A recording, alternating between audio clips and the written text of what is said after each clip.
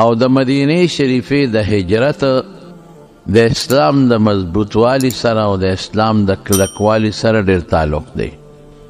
اسلام چې الله مضبوط کړ نو د مدینه شریفه د هجرت نه پس اسلام الله مضبوط کړ. نبی کریم صلی الله علیه وسلم په مکه کې د دین او د اسلام د پاره ډېر محنت او کوشش وکړ.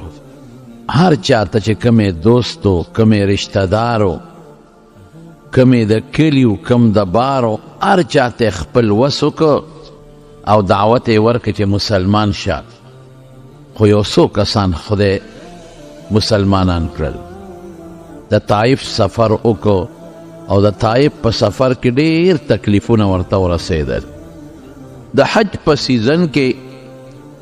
حج له خو د یو ځای بل ځای نه خلک راځي، هم به د حضور پاک دا اراده وه چې یاره دې خلکو له دعوت ورکم، ځکه د خپل وطن او د کلي دا خلک دا مسلمانان نشي، خو کیدی شي چې د بار خلکو ته خدای دین او ایمان ور ورسوي. نو حضور پاک به د حج په سیزن کې په خفیه طریقه او په پټه طریقه باندې یو کس سره میلاوېده او د الله د توحید او د یووالي د عقیده به ورته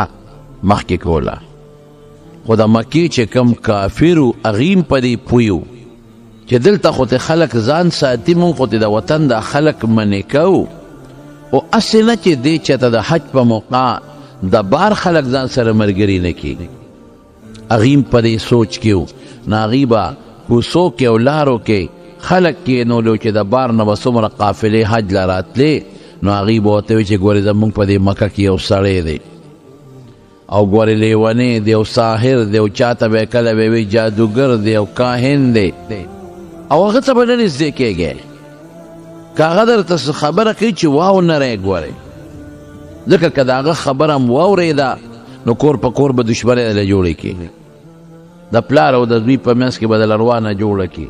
د ښځې او د خاوند په منځ کې به دله دشمنۍ جوړې کړي. داسې جادو ورسره دی. زموږ په مکه کې کور په کور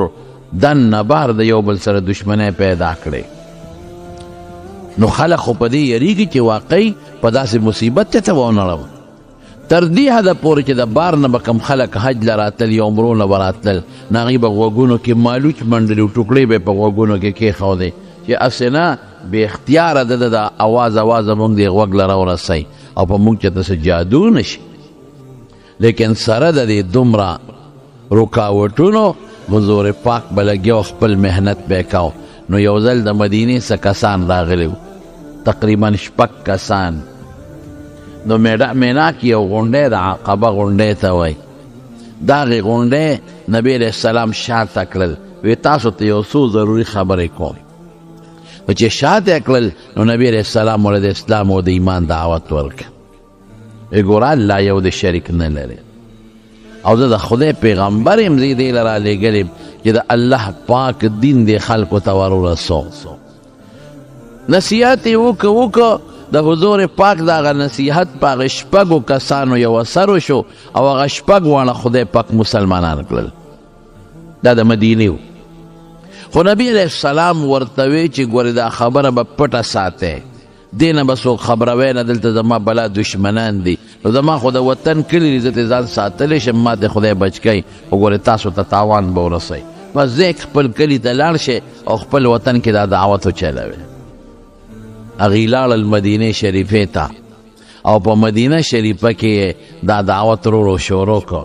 او بیا کال لا وی ځان سره نور ملګري راولئ او دا به زموږ روزي او دا به هم نیټۍ د دې غونډۍ شاته به سره میلاویږو. نو کال له دې ځان سره نور کسان هم راوستل او په هغه نیټه باندې د هغه غونډۍ شاته حضور پاک هغه نورو کسانو له هم دعوت ورکړ. مجموعه 12 کسانو رب العالمین هغوی مسلمانان کړل. وی پټ مخګورې خبره به پټه ساتئ، هسې نه څوک دنه خبر نشي. دی لاړل مدینې شریفې ته او هلته د اسلام دعوت شروع کړو، خلکو ته دین رسوئ، ایمان رسوئ. بس دا یې زه نه پیسې غواړم، نه بادشاهي غواړم، نه مشري غواړم، نه زما څه تمې شته د چا نه. یو تمه مې ده چې الله پاک دا خلک مسلمانان کړي. او اسلام څه ته وایي چې یو خدای ومني. او ما پیغمبر ومني چې د خدای رسول بس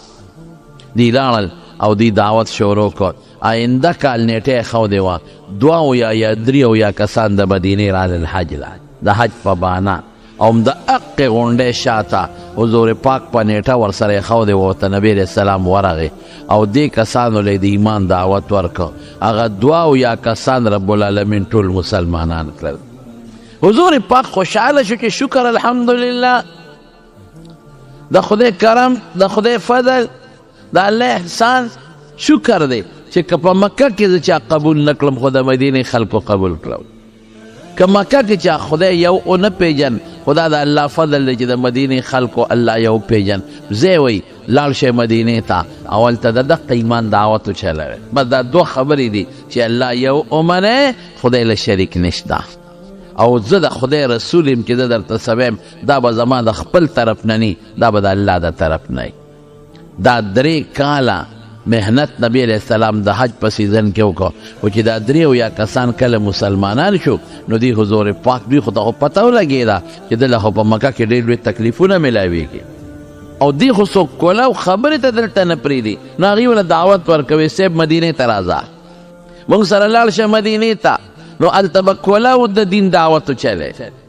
دلته رکاوټ شته هلته به راته هېڅ رکاوټ نه دلته د دشمن شته هلته به انشاءالله دشمن می او موږ به د مدد کوو. دعوت یې ورکړه د هجرت حضور پاک له.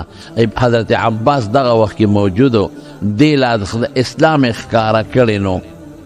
بعضې علما وایي پټ مسلمان و خو ښکاره اسلام نو ښکاره کړی او څوک وایي له ایمان یې نو قبول کړی. دی ولاړو نو حضور پاک یې روارو نو د مدینې خلکو ته وایي ای د مدینې خلکو دا څه کوئ زما د ارواره تاسو مدینې ته بوځئ. هغه وخت کې ورته لا مدینه نه وي یثرب به یې ورته وي دې تاسو یثرب ته بوځئ مدینې ته بوځئ. دلته قوم شته څوک ورته غږ نشي کولی او د قوم د وجې محفوظ دی او که دې تاسو بوته ولته ورته چا تاوان او نقصان ورسو نو تپوس به یې ګورې بیا ستاسو نه کوو. هغوی ورته وایي تی مونږ ته حواله که ته خلاص مونږ به خپل سرونه وشیندو قربان به کو خو دته به څوک رانه لاړې مخامخ توږ نه کړي. دا مکان مدینه ده یثرب دی دا مکه نه ده ما ته مونږ ته حواله کې حضور پاک له دې دعوت ورکړ. بس دا 3 کاله پرله پسې دا حج په سیزن کې او په موقع کې حضور پاک دا دعوت وچلو. هلته لګیا دی مدینه شریفه کې د اسلام دعوت چلیږي. مدینه شریفه کې د اسلام زور و شور داسې شروع شو چې یو صحابي دی حضرت اسعد ابن زراره رضی الله عنه د هغه په کور کې دعوت شروع دی د اسعد ابن زراره او یو صحابي دی په سترګو نابینا عبدالله ابن ام مکتوم رضی الله تعالی عنه هغه مشر استاد صدر مدرس الګیا د خلکو ته قرآن ښیي او حدیث ورته ښیي او د اسعد ابن زراره مدرسه کړې وه ځان له مدرسه نه وه. اتفاق دو چې هلته هم خلک خبر شو چې خبر شو نو د مدینې خلکو میټینګ راوغوښته او ټول سرداران راجمع شو الکان راجمع شو او دا باس شروع شو چې د مکې نه لکه څه خلک راغلی دی او نوې عقیده خورول غواړي او زمونږ د پلار نیکه چې کومه زړه عقیده ده هغې پسې بد رد وایي د دې مخنیوي پکار دی د دې مخنیوي پکار دی چې دا شی ختم شي او که داسې نی نو دا خو زمونږ د پلارانو د نیکونو دین دی هغې پسې ولې مونږ پسې خبرې کوي نو چې اوس هم خدای دې نه کړي دلته څوک راشي او زمونږ د دین خلاف دلته کار کوي نو مونږ به پرې خامخا خفه کېږو. لکه د هر چا خو خپل دین دی کل حزب بما لدیهم فرحون هر چا ته خپل دین خوږ دی هغې ته خپل دین او خپل هغه چې خپل مذهب و هغې خوږ نو هغې وایي چې دا څوک راغلی دی هر څوک چې دی که مسلمان ځان ته وایي او که مؤمن ځان ته وایي خو موږ د دوی دین نشو زغملی زموږ د دین خلاف دشمني کوو او چې څوک هم موږ سره زموږ د دین خلاف کوي ورسره پوهېږو. دا باس شروع دی یو هم تقریر کوي بل هم کوي. یو نوجوان کس دی اسید ابن حضیر اپاسد هغه ویل لکه مال یو تجویز دله در کوم داسې کار کوو چې دا مسلمانان چاروستی دی او په کور کې دیره کړي دي اسعد ابن زراره دا زما دوست دی نو لاول به داسې وکړو چې ور به شو زه پویو چې دا مسلمانانو شړي خپل مکې ته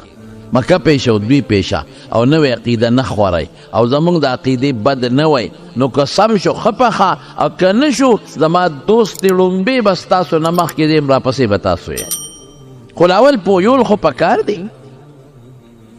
خلکو ویره دا خو دې هوښیاره خبره وکړه نو سید ابن حضیر ورغی هغې اسعد ابن زراره رضی الله عنه ته دروازه وواله اوله بار راووته وی مرګري یو خبره درته کوم زما خو دوست دی په بدو مې نه پرېږدو اورېدلي دي چې تا د مکې نه څه خلک راوستی دی او نوې عقیده خورئ او زموږ په مذهب او زموږ دین پسې بد رد وی نوې دین خورئ بایجان خلک ټول راغونډ شوي دي ستا خلاف میټینګ شروع دی تورې وسرې در باندې راتلل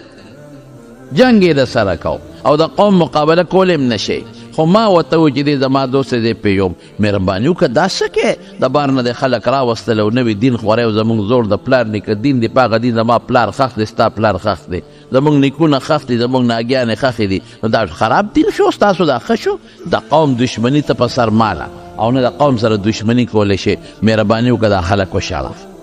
اسعد ابن زراره رضی الله تعالی عنه سید ابن حضیر ته وایي یاره خبره خو دې ډېره ښکلې وکړه واقعي د ټول قوم دشمني په سر اخیستل دا خو زه نشم کولی خو ته یو کار وکړه ته را دننه شه د هغې سړو خبرې واوره نو که د هغوی خبرې غلطي یو خبره هم پکې غلطی نو ته مټې ونیسه په خپله وشړه ته زما دوست یې ستا اختیار او که خبرې ټیکي نو قوم ته ووایه چې اخر تاسو له څه تاوان دا خو ډېرې ښې خبرې کوي او که غلطي بس اختیار ستا دی دی خوشحاله شو چې اختیار زما دی دا خو زما لوی نه وشي دا خو که زما اختیار دی خو زه به اوس د مټه ونیسم چې ځای نو په ټول مدینه کې به زما نوم وشي چې د جنګ نه موږ دی اسید ابن حضیر بچ کړو او جنګ د ختم کو او د جوړه وکړه او په صلاح او سلامتي مسلمانانو شړل نو دا ډېره هوښیاره خبره ده نو کور ته وردن نه شو چې وردن نه شي چې کوم نابینا صحابي و عبدالله ابن ام مکتوم رضی الله عنه په دواړو سترګو ړوند نو اسعد ابن زراره رضی الله عنه هغه ته وی د سره یو څو خبرې وکړه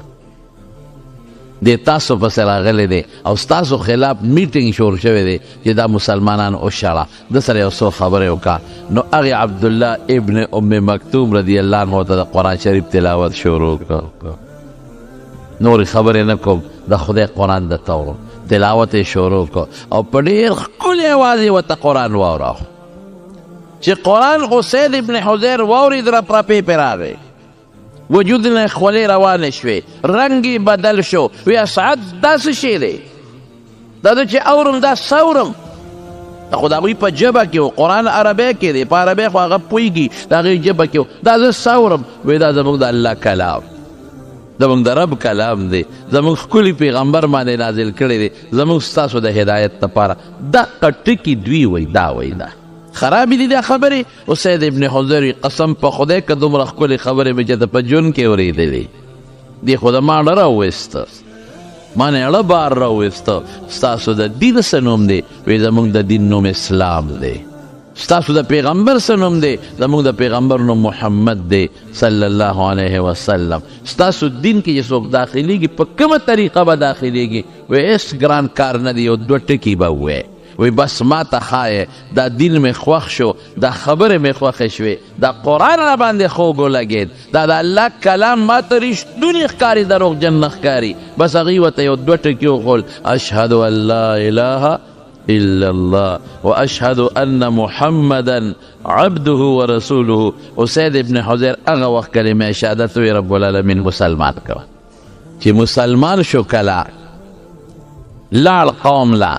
قوم ته ودرېد ای قومه تاسو خو په اکو بکو لګیا یې هسې څه چغې جوړې کړې دي د هغې خبرې خو تاسو نه دي اورېدلې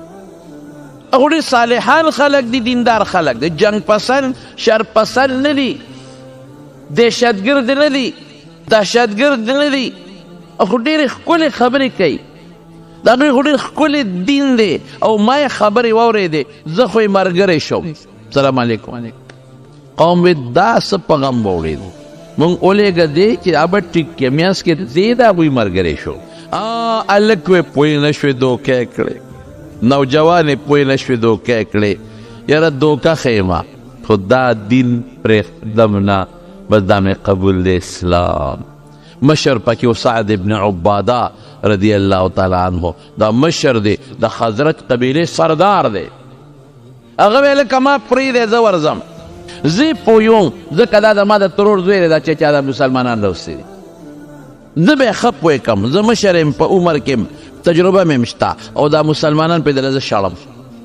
نو که مې پرې وشړل او پوه شو خو ښه، او که پوه نه شو نه مې د ترور زوی دی تاسو مې د قومیت تاسو سره ملګري یم هغوی سره نه کوم.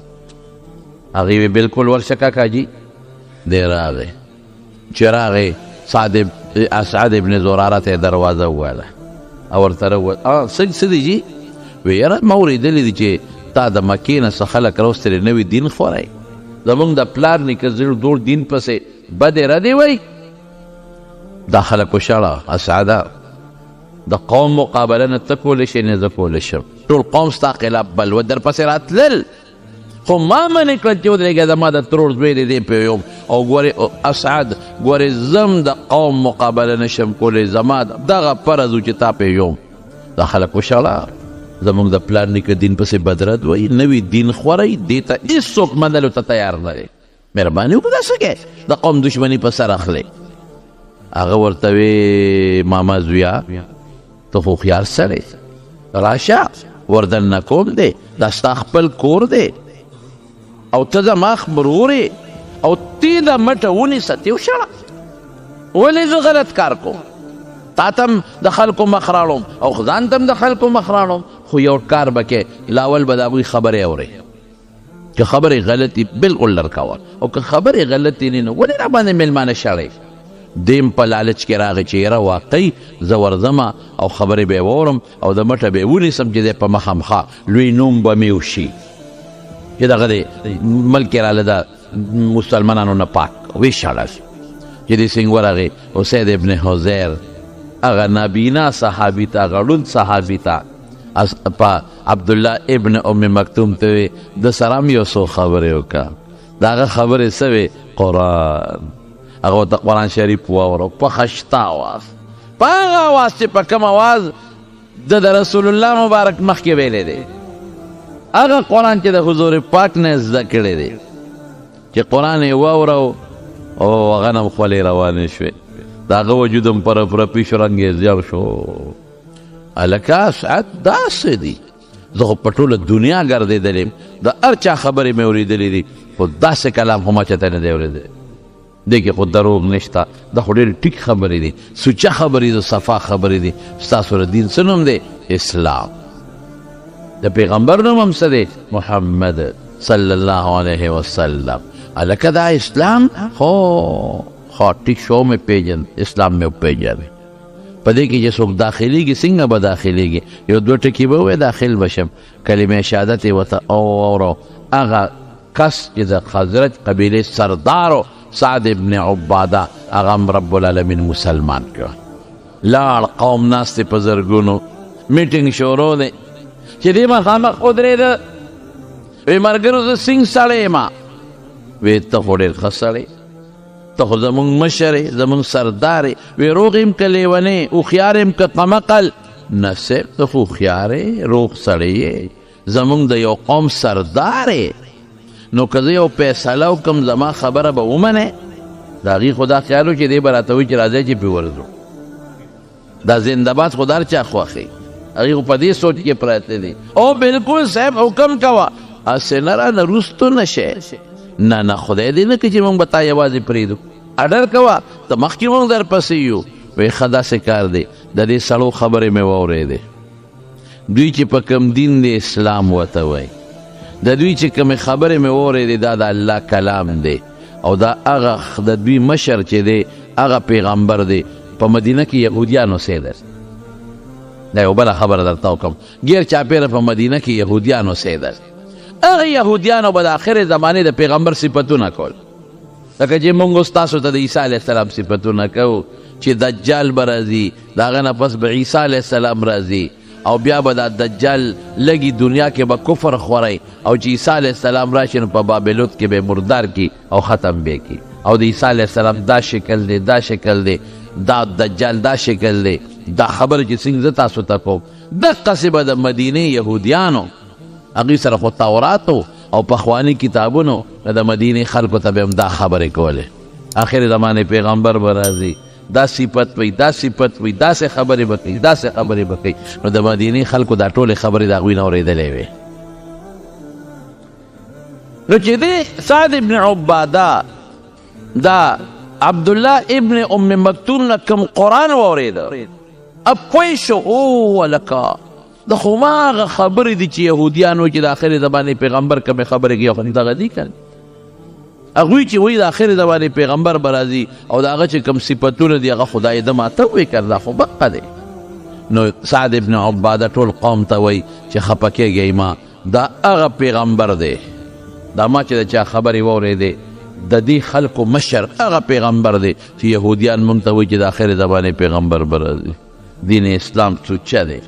او دا چې سما واورېدل قسم دې په دنیا په ملکونو ګرځېدلې ما د هر چا خبرې مې اورېدلې دي شعرونه مې اورېدلې دي کهانت مې اورېدلې دي جادو باندې پوه شوی خو دا شعر نه جادو دی نه کهانت دی نه شعر و شاعري ده دا د رب کلام دی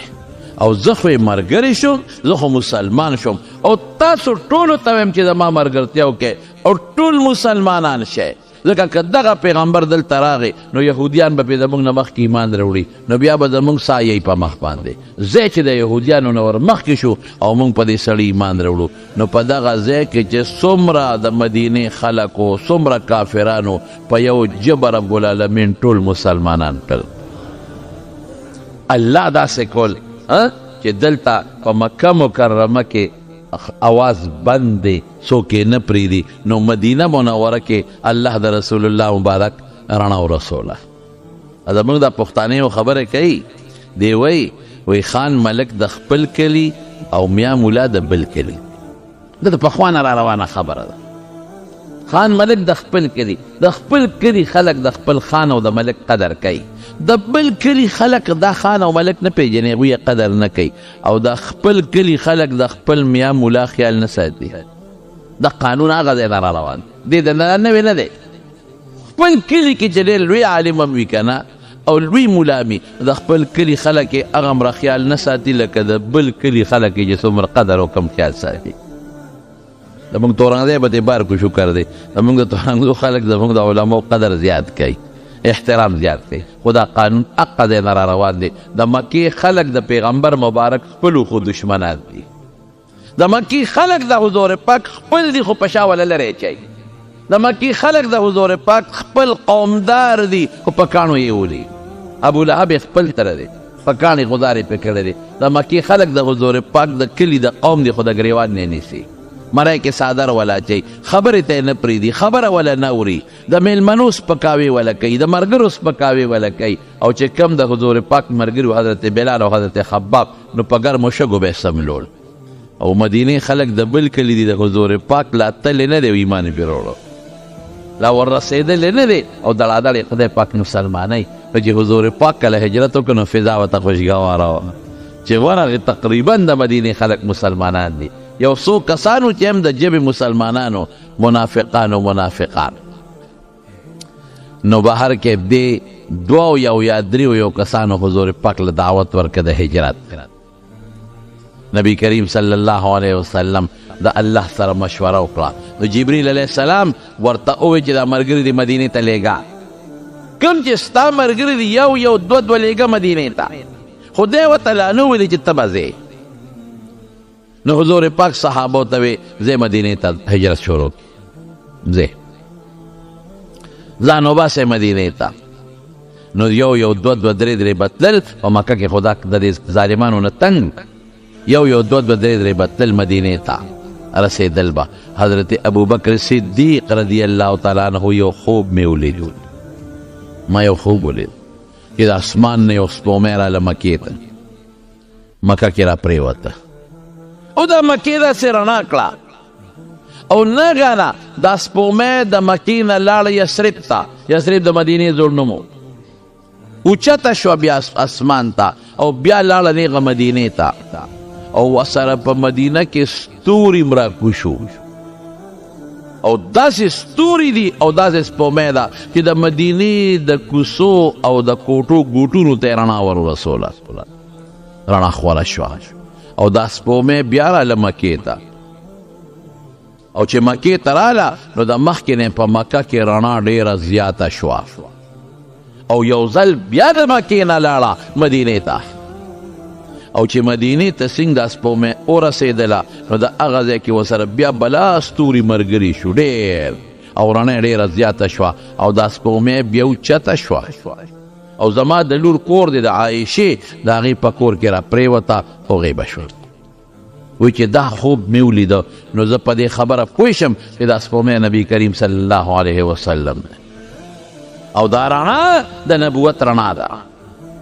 او دا سپومې خو مکې له راله، خو د مکې نه به دا سپومې مدینې ته ځي، او په مدینه کې به ورسره نور ستوري ملګري کېږي، نور ملګري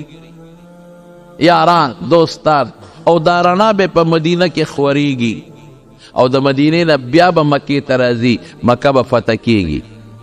مکه کې به رڼا خورېږي، او د مکې چې فتح شي دا سپومې به بیا واپس مدینې ته ځي، دا پیغمبر به واپس مدینې ته ځي، او هلته به بیا رڼا خورېږي، او بیا به زما د لور په کوټه کې وفات کېږي، او د هغه په کوټه کې به دفن کېږي. خوب هم حضرت ابوبکر ولید، او تعبیر هم ولا حضرت ابوبکر صدیق رضی الله تعالی عنه وایسته. نو پر پوه شو چې حبشې ته خو صحابه لاړل، خو حضور پاک لا دړه دې نه مخکې حبشې ته صحابه هجرت کړو، او مدینې ته معلومېږي دا چې نبي علیه السلام به ځي. نو هغه دوه خانې واغېستې د هجرت د سفر دپاره، او د کیکرو د پاڼې به یې پېښوړې، سموره د غټ کیکر پاڼې ښې سربې کړې، ځکه دا خو تقریبا 4.5 میله مزل دی، کیلومیټر، دا خو بلا مزل دی، لږ خو نه دی، دا په معمولي څاروي نه کېږي. نو چې خلک رو تلل یو دوه، نو حضرت ابوبکر صدیق راغی، نو حضور پاک ته وی الله رسوله خلک خو روان دی مدینې ته، زه لاړ شم؟ وی نه ته به نه ځې، انتظار وکړه. بس پوه شو، وی صاحب ما ولې نه پرېږدې، ستا اراده شته ته ځې سوې، او امکان لري چې زه م لاړ شم، ته ایثار شه ما سره یو ځای به دی. بس ابوبکر پوه شو چې دا ما د خوب تعبیر ټیک دی. حبشې ته خو صحابه لاړل، حضور پاک لا نړه، او مدینې ته به نبي کریم صلی الله علیه وسلم. دې خوا د مکې خلک پوه شو چې دا مسلمانان خو یو دوه روان دي، او مدینه کې راته بلاک جوړېږي، او ممکن ده چې دا پیغمبر هم لاړ شي مدینې ته، نو موږ به څه کوو؟ نو یو میټینګ یې راوغوښته په مکه کې، دارالندوه د مشورې ځای دی. میټینګ یې راوغوښته، لګیا دی مشوره کوي، د هر قوم سردار پکې ناست دی، دا شیطان نه دی ابلیس، دیم د یو شیخ نجدي په شکل راغی، یو بوډا سپینګیري په شکل، دروازه وواله. هغې وی څوک یو میلمه یم، تاسو سره مې ضروري کار دی. د دروازه کلو کړه کاکاجي څه کې؟ وی زه خبر شویم چې تاسو د دې پیغمبر د محمد صلی الله علیه وسلم خلاف میټینګ راغونډ کړی دی، نو زما هم د دې دین بدي شي، زما هم ډېر بدي شي، نو که زه هم دې مشوره کې کېنولم نو زه به درله ډېره ښه مشوره درکړم، تجربه مې زیاته ده او خیاره مې عقلمنه مې. هغې وی کاکاجي راځه ډېره ښه ده، شیطان هم پکې ور دننه شو، کېناست. میټینګ کېده یو کس پکې دا مشوره وکړي داسې کار به وکړو چې نظربند به یو کوټه کې به واچو، ابوالبختري یو مشر کافر و هغه دا مشوره ورکړه، دې به نظربند کړو، کوټه کې به واچو، او یو روشندان به پکې پرېږدو، داسې یو نوړی ډوډۍ به ورله ورغورځو، ورو به وجود تپ شي اخره کې به مړ شي، خلاص به شي. دا ابلیس لعین شیطان دی، خو د انسان په شکل دی. وی دا رایه زما نه ده خوښه، تاسو که دې کوټه کې واچو، دلته د قوم ملګري دي، لوی قوم یې دی، هغوی به یې درنه خلاص کړي، به یې پرې خفه شي. وی به چې دا څه کوئ؟ دا هغه خپل دین، ستاسو خپل دین، نو کوټه کې نه شی بندولی، یو ورځ به یې بند کړې، 2 ورځې به یې بند کړې، خو لوی قوم یې دی. دا رایه نه ده ټیک، دا غلطه رایه ده چې شیطان ووی خلکو یا کاکاجي ټیک ووی، دا رایه ټیک نه ده. بل یو کس پاسېد، هغه وی داسې به وکړو چې بار به وشړو، په یو اوښ به کېنه، اوښ به پورې به کلک وتړو، اوښ باندې به پړې ور واچو، بس چې ته بار به وشړو، دې پیشه موږ به ترې خلاص شو. دا شیطان بیا پاسېد، وی دا هم ډېره غلطه خبره ده، هغه له دومره خوږه ژبه خدای ورکړې ده که باره مشړه ځان له بله ملګري پیدا کړي نو په تاسو به حمله وکړي مقابله بیا نه شي کولی هلکه دا خبره هم ډېره مزېداره ده دم ټیک ته دا باره ټیک نه شوه ابو جهل پاسېد یاره وایي بس لنډه خبره دا ده چې مړ به یې کړو مړ به شیطان پاسېد بیا وایي چې وجنې به یې څوک خبره خو د مرګ ستا نه ده خو د هغه قوم د بنو هاشم که کم مسلمانان دي خو هغه یې ملګري دي چې کم مسلمانان نه دي هغه هم ملګري دي دین یې ورسره شریک نه دی خو ملګري دي نو وجنې به یې څوک د قوم مقابله به یې څوک کوي کاکاجي نو ته خو زموږ هره خبره رد کوې نو ته ووایه څه وکړو وی دا خبره ټیک ده دا وجل یې پکار دي خو تاسو یې په داسې طریقه مړ کړئ چې د قوم نه یو مشر راوچت شي د ټولو قومونو نه او په شریکه په املا وکړئ بس ابو جهل وی دا خبره ټیک ده د ټولو قومونو نه به یو کس راغونډ شو او په کور به د شپې ورشو حمله به پې وکړو بس مړ به یې کړو نو قوم به د چا نه بدلل اخره کې به په دیت رضا کو سلو خان به ورکو د مړي په سر کې سلو خان دي سلو خان به ورکو بس جوړه به ورسره وکړو قوم به د کم نه بدل اخلي شیطان لاسو پړه قول زنده باد دا خبره ټیک ده دا کار به کله کوو شیطان ورته وی ګوره د ښې خبرې له وخت مه ورکوئ ښې خبرې له وخت مه ورکوئ بېګانه پې ورځئ بس قصه خلاصه کړئ یو شمکي تریخ ګوټ ته تېری کړئ چې قصه خلاصه قرآن حکیم کې رب العالمین فرمایي وَإِذْ يَمْكُرُ بِكَ الَّذِينَ كَفَرُوا سازشونه جوړ کړل کافرانو لِيُثْبِتُوكَ چاوې نظر بند کوي او یخرجوک او یقتلوک او یخرجوک چاوې د وطن نه وباسو او چاوې وجنو یې دا میټینګونه او دا مشورې شروع شوې ویمکرون سازشونه جوړول چې موږ په دې طریقه د رسول الله مبارک نه ځان خلاص کړو ویمکر الله الله هم خفیه یو تدبیر جوړ کړ والله خیر الماکرین که دا ټول مخلوق یو ځای شي او یو خفیه تدبیر جوړی د چا خلافه نو الله چې کم پټ تدبیر د هغه د بچوالي پیدا کي والله که څوک ورته تاوان ورسوي خدای چې څوک بچ کوي هغه ته څوک تاوان نشي رسولی جبریل علیه السلام لال او رسول الله مبارک ته ټولې خبرې وکړې چې ستا خلاف دا میټینګ وشو سازش شو او بیګاله به مهرباني وکړي د کور نه به په خپل بستر به نه سملې د کور نه به وځې او لارې درته زه برابروم حضرت ابوبکر د غرمې وخت و چې جبریل ورته الوې نو لاړ نیغ حضرت ابوبکر نبی کریم صلی الله علیه وسلم ته چې جبریل ورته الوې نو نیغ ابوبکر کره لاړ بیبي عایشه وایي ما خپل مور او پلار په کوپر نه دي لیدلی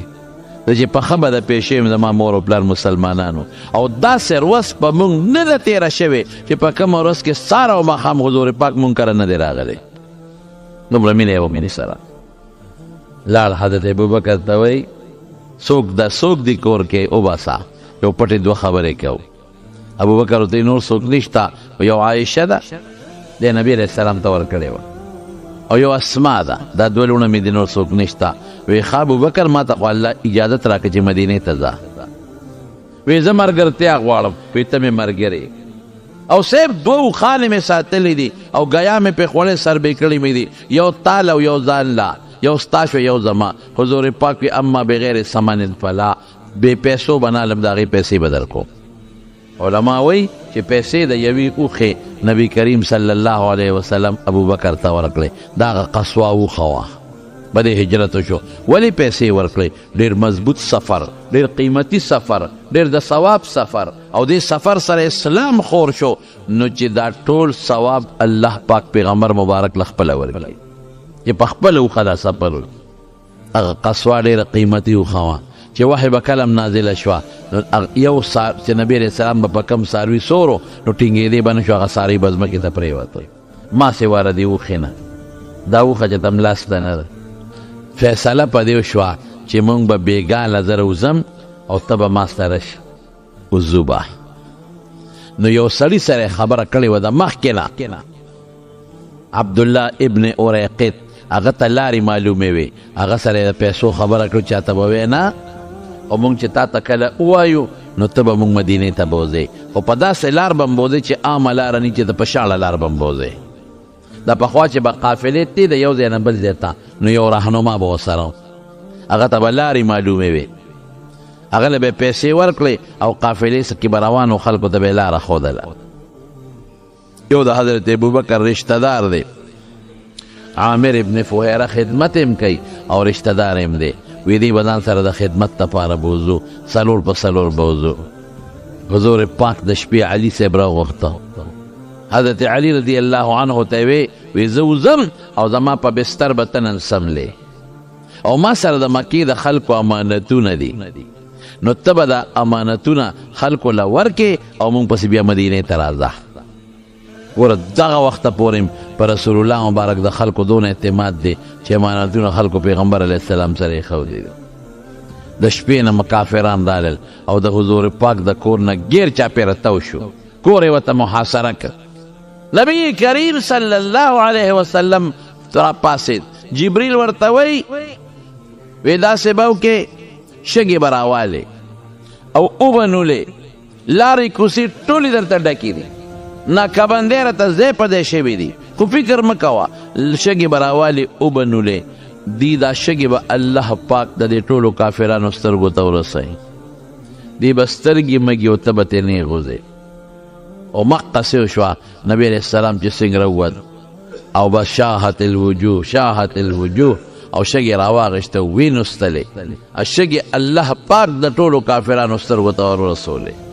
هغې لګیا دي خپلې سترګې مږي اوښې ته بیږي خدای داسې زلزول راغی طوفان راغی او نبی علیه السلام مخکې روان دی ابو جهل او دا ټول ولاړ دی او نیک حضرت ابوبکر صدیق کا راورغی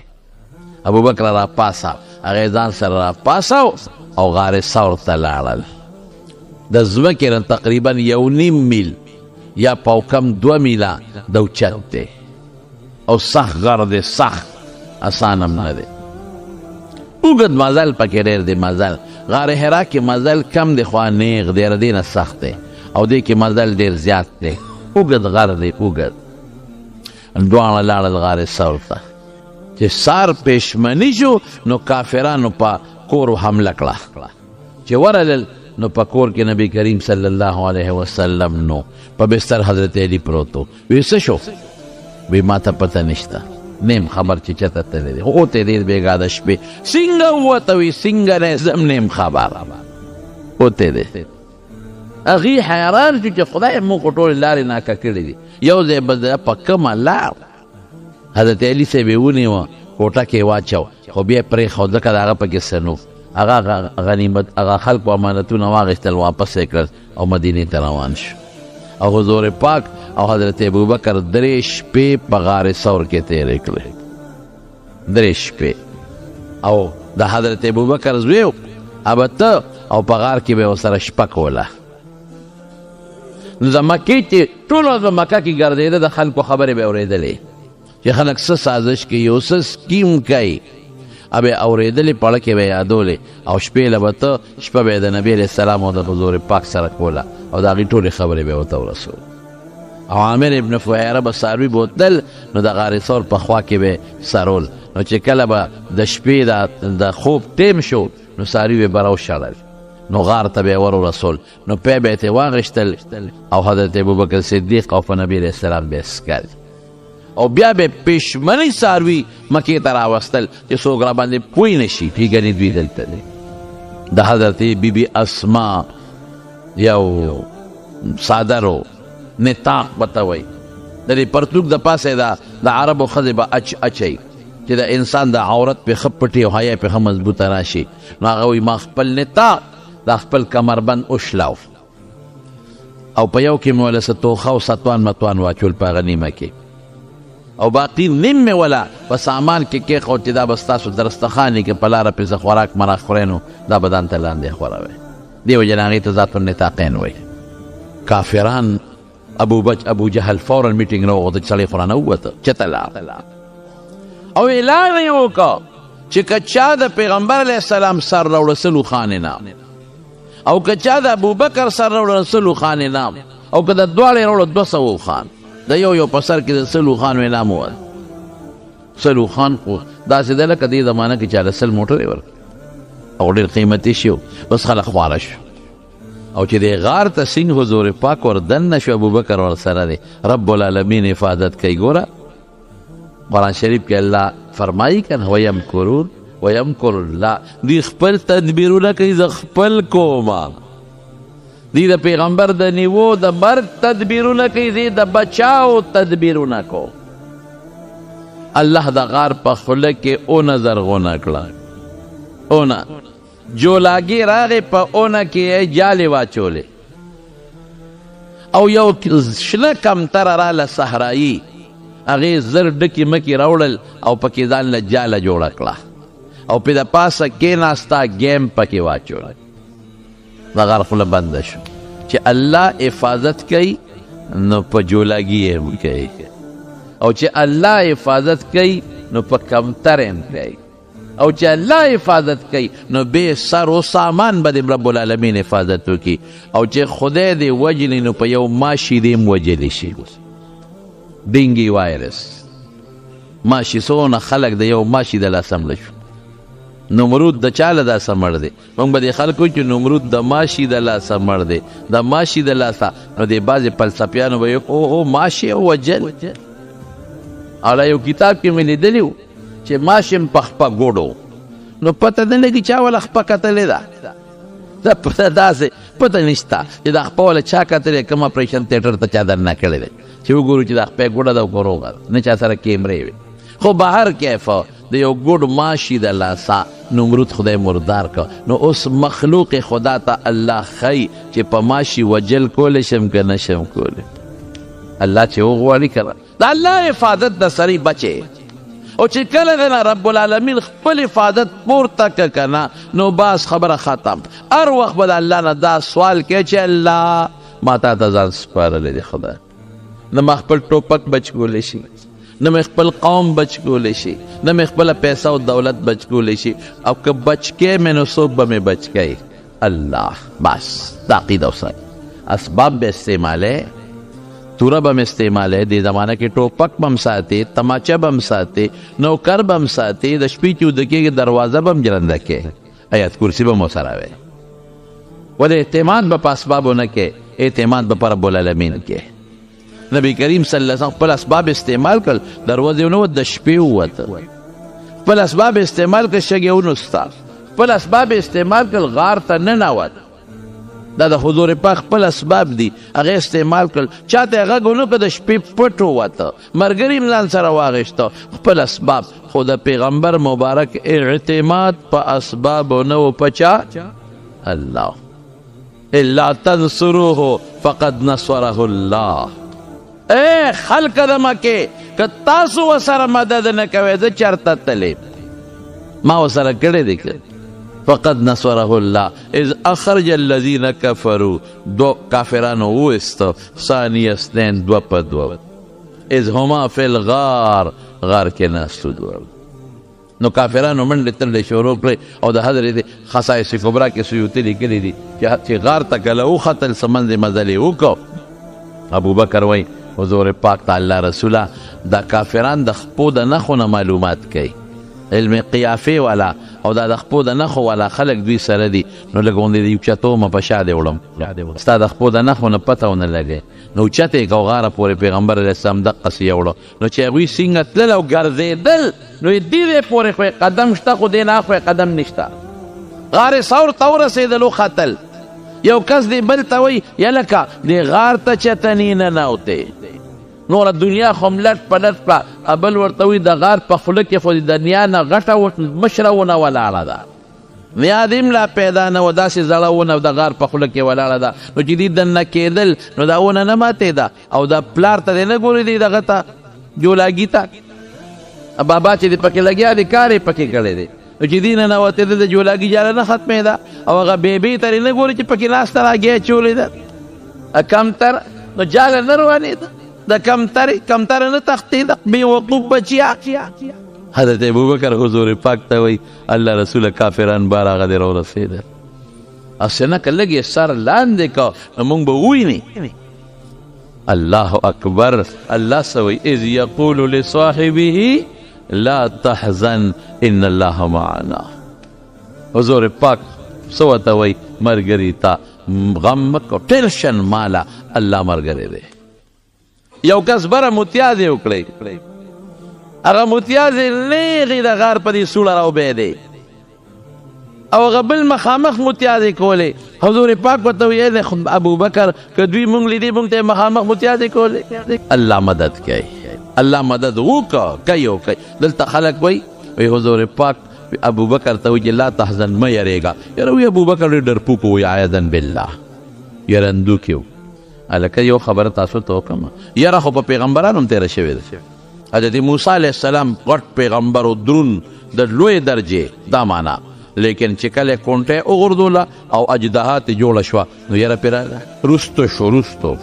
الله ورته لا تخف ونه یریږي. فاوجس فی نفسه خیفة موسی، موسی لکی یره راله. الله وی پام کوه ګورې ونه یریږي. ګوره موسی علیه السلام باندې یره راغله. ابراهیم علیه السلام ته چې کله فرشتې راغلې او هغه وله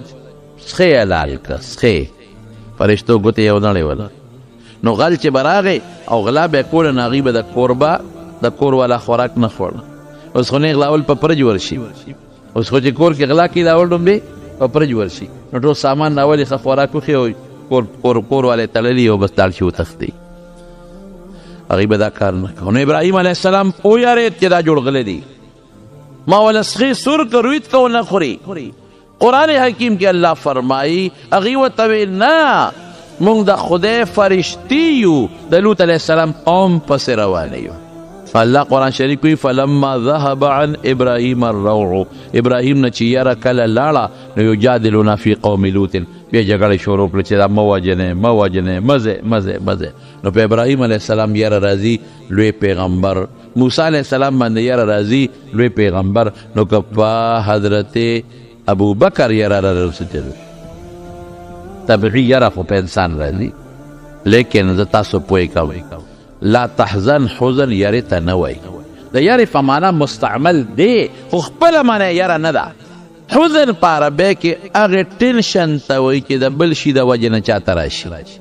زوی مړ شو دته ټینشن راغی، لور مړه شوه دته ټینشن راغی، مال روغ شو دته ټینشن راغی، خور مړه شوه دته ټینشن راغی، دې ته حزن وایي. نو زه به معنا وکم لا تحزن اے ابو بکر، زما د وجې په ځان ټینشن مه راوله، پریشانی مه راوله. پته ولګېده چې د ابو بکر په زړه کې کم ټینشن و دا د ذات متعلق نو دا د حضور پاک متعلق.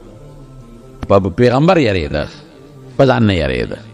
لا تحزن دا معنا مه کوئ چې مټ در مه یریږه، نه دا څه معنا ده. لا تحزن زما متعلق په ذهن بوج مه راوله، زما متعلق ټینشن مالا په ما مه یریږه. ان الله معنا، موتا دواړو سره الله دی، ستا به هم کوي زما به هم کوي. او چې سنګ ننوتل حضرت نو په دې غار کې سوړې وې او دې کې چې تل لړم نی مار نی په جنجال به ونړو نو یو ټوکړه ورسره هغې ټوکړې کو په یو سوړه کې ومنډله او یو دوه سوړي پاتې شوې نو سم لاس د هغې کې خپلې پوندې دا ګورې سیوطي لیکلي په خصایص کبرا کې یو کې هم خپله پونده کېښوده بل کې هم کېښوده او حضور پاک ته زما دې سینې د ډډه و الله رسول وده شي دننه مار دې مار تاویږي په دې سوړو کې چې دې له راته زوړه بنده ده هر یو بنده ده دې له ابوبکر له په دغه په ټک ورکړه. اوس دې خپلې خوا کوي رسول الله مبارک ودرې مار په ده رانه شي نو خپله دې خوا کوي مار لګیا دی ټک ټک ټک ورکوي او د سترګو نه اوښکې روانې دي مار ټک خو دې خدای سړی ساتي. نبی اسلام شو ابوبکر ولې جاړې وی دې سوړه کې څو خوړم دې خوا که خپه چې خپه دې خوا کوي واجدها خامار ترې وویل دغه دې صاحب نبی علیہ السلام زر خپلې مبارکې لاړې راواغستې ابوبکر خپې نه ته وکړې څه قیمتي خپه ده څه قیمتي خپه ده چې د دواړو جهانو د مبارک سردار لاړې دې تاویږي. الله چوف یې پې وکړ ابوبکر وایي داسې شوه لکه چې درد مې په سترګو نه لیدلی او بیا مار نه تپوس کوي تا څه مجال دی چې زما ملګري دې وخوړو ته ما ملګري ولې خورې نو مارانو حیوانات هم حضور پاک سره خبرې کړې دي دا د حضور پاک معجزه ده. الله رسول زه خو یو ځل په دې لاره تېرېدمه یو پیغمبر په دې لاره ته نو هغه دې غار کې به د آخرې زمانې پیغمبر 3 شپې کوي نو ما په دا غار کې ستا دپاره عمر تېر کړ ظاهره که مړ شوم نو بېله ده خو که چېرته زما وخت کې راغی مې ولیده نو اوس چې راباندې خوشبو لګېده نو لارې مې کتې کتې ټولې بندې وې نو بله چاره مې نه وه بېدین 3 شپې حضرت ابوبکر صدیق او 3 شپې حضرت نبی کریم صلی الله علیه وسلم په دې غار کې تېرې کړې او د هغې نه پس واقعه انشاءالله که ژوند و آینده جمعه کې به بیان